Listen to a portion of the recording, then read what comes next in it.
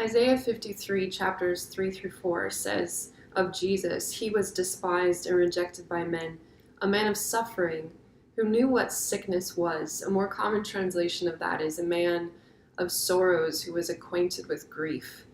The idea is that Jesus is a man who gets it. He gets it. He gets how hard it can be. He gets the pain. He gets grief. He gets even sickness and disease. And Isaiah goes on to say, in verse 4, that he himself bore our sicknesses and he carried our pain.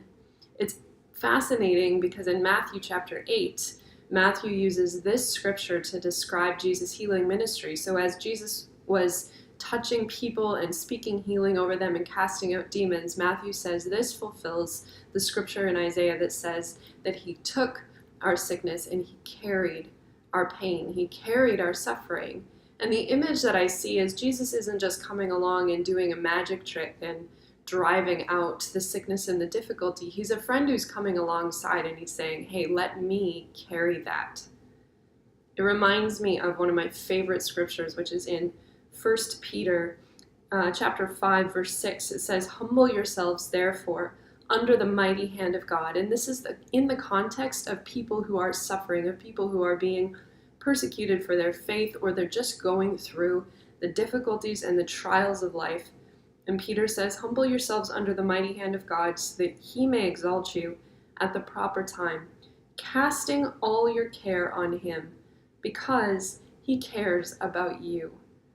See, when I'm going through a hard time, I can take this by faith and I can take my suffering, I can take my doubts, I can take my despair, my fear, my pain, whatever it is, and I can cast it.